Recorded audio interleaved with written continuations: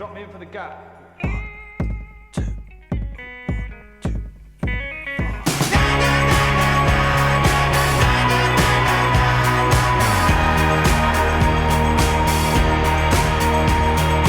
I didn't have any expectations, and I just thought I'd just let it see what happened with it. So we started off in really small clubs, and then it got bigger and bigger and bigger, and ended up in arenas. You know, the tour was one of the longest tours I ever did. It was 15 months. There were great nights every night, and I guess it's because I don't know whether the crowd had any expectations or I didn't have any expectations.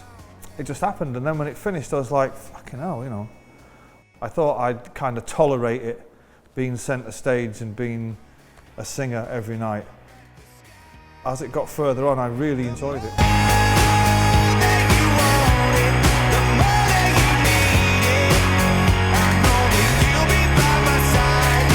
With previous tours in Oasis, let's say, there would always be so much chaos and just bullshit surrounding it that it would be great to get away and just get back home and shut the front door and just forget about it. There's just something in me now feels different than what it did then.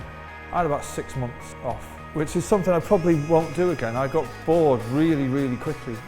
Going in the studio on my own is a far more pleasurable experience than going in the studio with 5, 6, 7 other people who are all songwriters and all have a democratic and legitimate say about how things are going to be. That in itself creates, lots of problems and all that. But when you do it on your own, you're doing it on your own terms and at your own leisure and your own pace, and it's a lot more enjoyable. I started by going in and recording the songs that were left over and old songs that have been hanging around for a while, songs from the last sessions that were kind of left over, and old stuff that back from Oasis days that I never got around to recording. Because I run my own record label and I do everything, and I make the record myself and all that. There's not really a definite starting point. Again, I don't want to keep going back to Oasis days, but that's all I've got to kind of compare it against. But back then, you would get an email of someone saying the studio's booked from here to here and this is when we're going to go and do it, and we'll kind of see you there, It's not like that now. It's I kind of make all the decisions and kind of fall into it.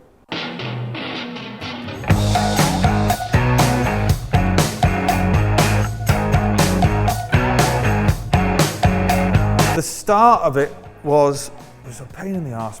We started just doing demos, He went away to see his friends in America to see if he would redo them, maybe fix them up and improve and perfect maybe a bit more. I went to LA, which is where I've recorded my last 4 or 5 records, and Dave Sardi, who produced the last record, he didn't want to do it, and it was a kind of a bit of a shocker, really. Played him the stuff and he was like, And I remember coming out of the meeting and saying to my manager, I'm not really sure he was into that. A month later he said he didn't want to do it, so I was looking around for a producer for what seemed like a lifetime. I've seen a few people and they didn't want to do it either. But it was a bit of a kind of wake-up call. I'm thinking, fucking hell, I'm going to have to do it on my own, which I've never done before, and which has turned out to be a major pain in the arse.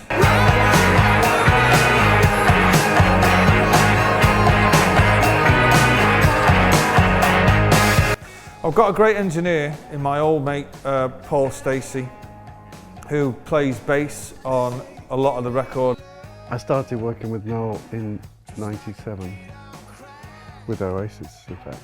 I auditioned as a keyboard player because I didn't have any work as a guitar player. To my surprise, it worked. I went to the audition and in 5 minutes he said, "You'll do."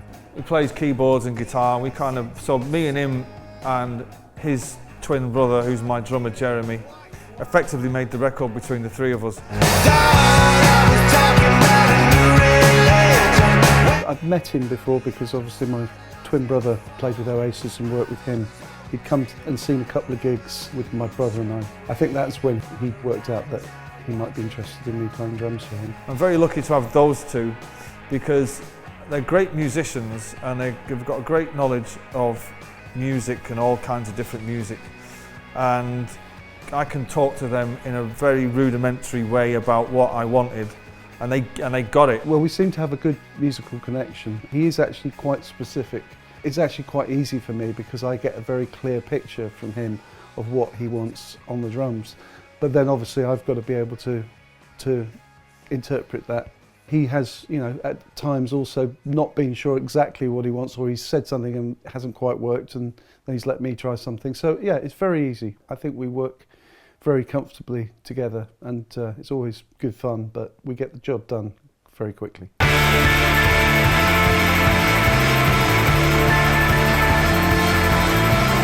Producing your own albums, you know, nobody tells me what to write anyway, or what direction it should be going in, or any of that.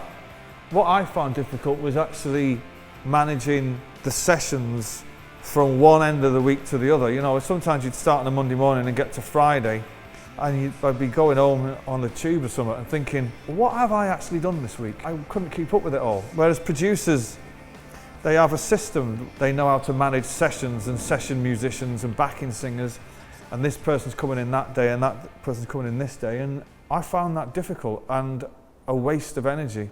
I'm not used to people kind of looking to me and saying, right, so what are we doing today? I wouldn't recommend it, it's a fucking pain in the arse. This one was more relaxed in the sense of that I think we didn't try to perfect things so much. You know, most records nowadays, everything's airbrushed, you know, it's just the way of the world. And perfect records, that's not what music's about to me. This one has got a bit more soul and life in it because we didn't go that route.